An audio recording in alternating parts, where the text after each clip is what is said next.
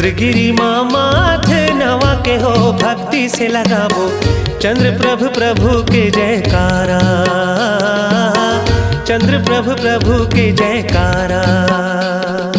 चंद्रगिरी माँ माथे नवा के हो भक्ति से लगाबो चंद्र प्रभु प्रभु के जयकारा, चंद्र प्रभु प्रभु के जयकारा।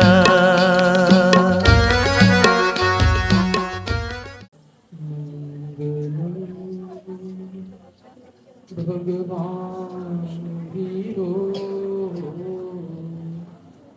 मंगलम सर्वमंगलमांगल्यं सर्वकल्याणकारिणं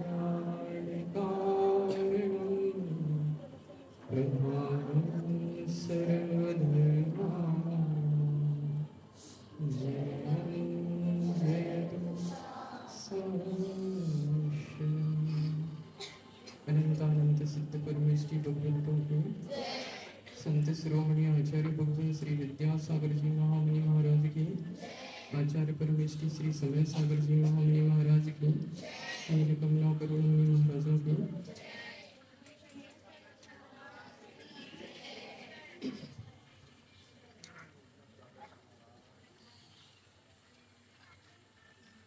पंच परमेष्टि के उस तृतीय पद की अपन यहाँ बात करते हैं। तो पहले हमें उन पंच परमेष्टि के उस 5 पद को जानना होगा। हम नाम से तो परिचित हैं, लेकिन उसके कार्य से परिचित नहीं। सारे लोग पंच परमेष्टि की आराधना करते हैं। सारे लोग पंच परमेष्टि के नाम से परिचित हैं, लेकिन उनके कार्य पता है या उनका वह कर्म पता है? नहीं पता। अगर हम उन पंच परमेष्टि के उस 5 पद की ओर दृष्टि डालते हैं तो ऊपर के जो पद हैं वह साधना का फल है। ऊपर के 2 पद साधना का फल, नीचे के 3 पद साधना रत। फिर ऊपर के 2 को छोड़कर नीचे के 1 को छोड़कर 2 पद साधना रत के साथ दायित्व भार को लिए। समझ में आया? हाँ? कभी हमने दृष्टि नहीं डाली, डालने का प्रयास किया? कभी हमने समझने का प्रयास नहीं किया कि ये पद क्या कह रहे हैं। ऊपर के 2 पद साधना का फल कहते हैं, नीचे के 3 पद साधना रत कहते हैं। फिर भी उसमें ऊपर के 2 को छोड़कर नीचे के 1 को छोड़कर 2 साधना रत के साथ दायित्व का भार कहते हैं। और वह दायित्व का भार क्या हुआ करता है?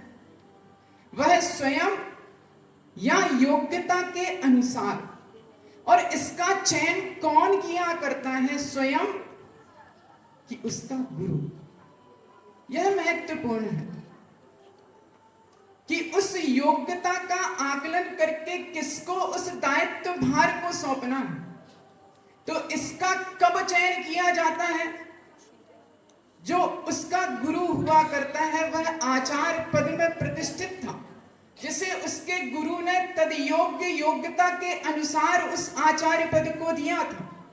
और उस आचार्य पद का निर्वाह करते करते जब उनका वह अंत समय आता है तो वह उस कार्य से निवृत्त होकर अपने ही संग के योग्य जो साधक हुआ करते हैं, जिनके पास यह योग्यता हुआ करती है, उसे उस पद का दायित्व भार सौंप कर और उस संग को संबोधित करके वह उस संग से निकल जाते हैं।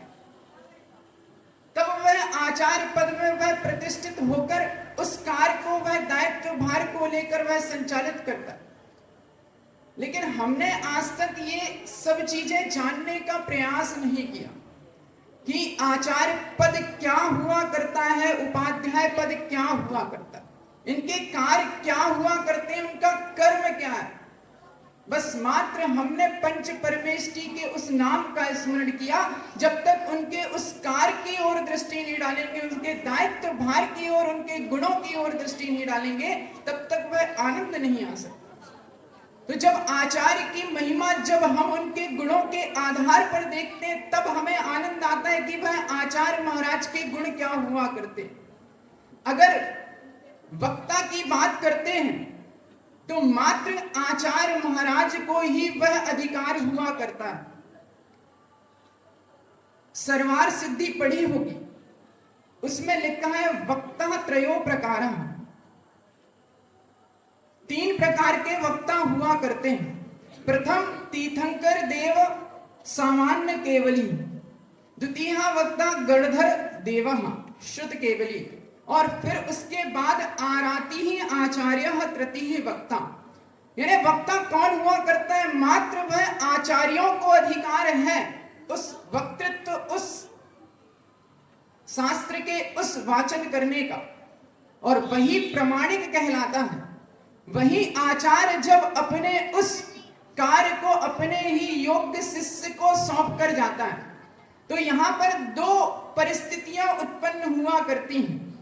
अगर हम दृष्टि डालें तो एक आचार्य पद का त्याग कर अपने शिष्य को ही उस आचार्य पद पर प्रतिष्ठित करना, और उसके ही सामने वह संकल्प लेना कि मैं आज से उस भक्त प्रत्याख्यान समाधि मरण को सल्लेखना को ग्रहण करता हूं। ये कार्य हमने अपने उस गुरुदेव का देखा कि जब गुरुदेव ने अपने गुरुदेव से दीक्षा ली, पहले तो हमें जानना होगा कि दीक्षा और पद में अंतर क्या है। महाराज ने बोला था ना, गुरुदेव कहते थे कि दीक्षा ली जाती है और पद दिए जाते हैं, तद योग्यता अनुसार। शब्द लगाया है, ऐसे नहीं दिए जाते कि कोई बाजार में बट रहे हो, समाज के लोग हो, देते रहे, ऐसा नहीं दिया जाता। तद योग्यता के अनुसार, और योग्यता का आकलन कौन किया करता है? वह योग्यता का आकलन उसके गुरुदेव किया करते हैं। स्वयं अपनी योग्यता को कोई प्रकट नहीं किया करता। वह गुरु ही जान सकता है कि किसके पास कितनी क्षमता है, और उस क्षमता के अनुसार वह कार्य हुआ करता है। तो क्या हुआ, जब गुरुदेव अपने गुरुदेव से दीक्षित हुए तो वह वृद्धावस्था थी उनकी। तो 2-3 वर्ष व्यतीत होने के बाद उन्होंने कहा कि अब मेरी यह देह काम नहीं करती। क्या कहा उन्होंने? अब यह देह से इस रत्नात्रय का पालन नहीं होता, इसमें अतिचार लगते हैं, इसलिए मैं इस देह का विसर्जन करना चाहता हूं, और इस गुरुत्व भार को तुम्हें लेना होगा।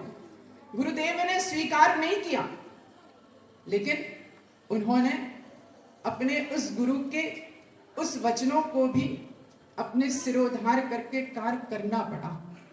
तो उन्होंने उनके वचन को सिरोधार किया। आपने देखा होगा वह दृश्य कि गुरुदेव उस आसन पर बैठे हुए हैं और उनके गुरुदेव नीचे बैठे हुए। यह दृश्य आपको क्या कहता है? यह वह निरीहता और निष्प्रहता कहता है। आप उस दृश्य को देखना कि गुरुदेव बैठे हुए हैं, और कैसे बैठे हुए हैं? वह नीचे झुके हुए, उनकी दृष्टि नीचे की ओर है। लघुता से प्रभुता मिले, प्रभुता से प्रभु दूर। तो वह लघुता को प्रकट कर रही है उस गुरुता को प्राप्त करने के बाद भी। क्यों? क्योंकि लिए मैं मात्र इसे दायित्व समझ कर ले रहा हूं, और वह कार्य हुआ। उन्होंने उनके जीवन वृत्त की ओर डालकर देखो तो उन्होंने वैसा ही कार्य किया, निर्लिप्त निष्प्रय होकर कार्य किया। इसके लिए बहुत अच्छा उदाहरण आता है, जैसे भरत चक्रवर्ती था ना, कोई भी बार बार मात्र वह अंतःकरण से भाव निकलता था कि मैं कुछ नहीं कर रहा हूं, वह गुरुदेव कर रहे। तो ये क्या हुआ? बिल्कुल उन्होंने उस पद को कैसे साधना के साथ उस दायित्व भार को तो संभाला, लेकिन कर्तृत्व भाव से नहीं संभाला। वह अपने साधना में निरत रहते हुए उस कार्य को करते थे, उसमें कभी निर्लिप्त नहीं होते। तो वही कार्य जब उनके जाने के बाद, अब जो भी बातें हैं वह तो एक गर्भ में है, ठीक है ना, सारी बातें गर्भ में हैं। गुरुदेव ने अपना पद आचार्य समय सागर जी को दिया या नहीं दिया या कुछ भी किया, ये सारी बातें हमें नहीं विचार करनी। लेकिन जब भी ऐसा कोई कृत्य हुआ करता है, कोई राजा का अवसान हुआ करता है, तो क्या देखा जाता है उसमें? जो सारी प्रजा होती है, इष्ट मंत्री लोग रहते हैं, तो वो क्या कार्य करते हैं? बस हमें यहां पर दृष्टि डालनी है कि लोक व्यवहार में क्या कार्य देखा जाता है। तो लोक व्यवहार में मात्र एक कार्य देखा जाता है कि उस राजा की जो प्रथम संतान रहती है, अगर तद योग्य है तो उसे वह राज्यभार दे दिया जाए। इसमें कुछ विचारने की आवश्यकता नहीं। अगर वह तद योग्यता उसके पास नहीं है तो फिर उसके दूसरे पुत्र को देखा जाता है। अगर वह भी योग्यता नहीं है तो पृथक जो गांव का या कहीं अन्य नगर का है उसे देकर वह राज्य सौंपा जाता है। तो इसमें तो कोई विकल्प की बात है ही नहीं कि जब राजा का अवसान होता है और लोक व्यवहार कहता है कि तद योग्य पुत्र जो प्रथम है उसे वह कार्य दे दिया जाता है। अब इसमें स्वीकारता और नहीं स्वीकारता की बात ही नहीं, ये तो व्यवहारिक जीवन है ना। अब देखो, उन्होंने भी उसे स्वीकार किया। अब आपने एक भरत को देखा, गुरुदेव हमारे भरत जैसे थे। वो कौन से भरत थे? वो आदिनाथ के भरत जैसे से 6 खंड के अधिपत्य को प्राप्त करके भी उससे निरीह निष्प्रह रहते थे। अब ये कौन से भरत है? ये राम के भरत। किसके भरत है? राम के भरत है। ये कुछ नहीं जानते। इन्होंने क्या किया? उनकी उस खड़ाओं को राम भक्त ले चला। हाँ, राम भक्त ले चला, बोलो। राम की निशानी, आंखों में आंसू और सिर पर खड़ाऊ। तो वह भी ऐसे ही है।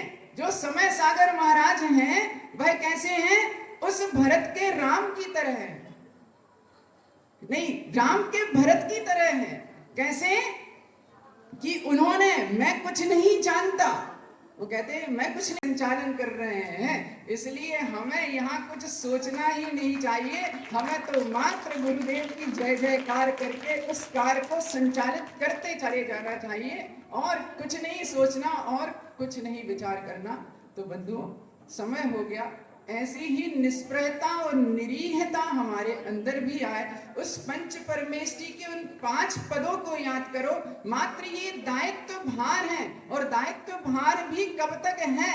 जब तक यह देह काम कर रही है। जब देह शिथिल हो जाती है, उस दायित्व भार को छोड़कर स्वयं उसकी उस लघुता को स्वीकार करके वह भी उस साधु परमेष्टि में आता है और अपनी इस देह को छोड़कर स्वर्ग और मोक्ष की यात्रा कर लेता है। तो यहाँ 5 पद में 3 पद साधना रत होते हुए भी 2 पद दायित्व भार का निर्वाह करते हुए और 1 पद साधना रत रहते उस दायित्व को ग्रहण करके फिर उसको छोड़कर त्याग कर फिर उस साधना में रत होकर अपनी उस आत्मा का कल्याण करते हैं। बस दृष्टि हमारी आत्म कल्याण की ओर होनी चाहिए और दृष्टि हमारी कहीं नहीं होनी चाहिए। इसलिए हमें कुछ भी नहीं सोचना है, हमें मात्र गुरुदेव रास्ता और अपने चरण चिन्ह दिखा गए। क्या? तुम ही से ज्ञान का दीपक जला है, तुम ही से घन घोर अंधेरा मिटा है, तुम ही नहीं तो गुरुजी कुछ भी नहीं है। हमें रास्तों की जरूरत नहीं है, हमें कुछ घृणों के निशान मिल रहे हैं। हमने उस आसन पर गुरुदेव के उस निशा को, उन चरण चिन्हों को स्थापित करके हमें उस कार्य को गति देनी है। गुरु दूर नहीं है, गुरु यही है। गुरु प्रत्येक आत्मा में समाहित है। गुरु का संबंध आत्मा से हुआ करता है, देह से नहीं हुआ करता। गुरु हमारे प्रत्येक आत्म प्रदेश के उस रग रग में, उस कण कण में, उस प्रत्येक प्रदेश में समाये हुए रहते हैं। मात्र हमें उन्हें याद करना है, वो हमें रास्ता दिखा देते हैं। अहिंसा परमो धर्म की, संत शिरोमणि आचार्य भगवान विद्यासागर जी महामुनि महाराज की, बोधि समाधि परिणाम सिद्धि।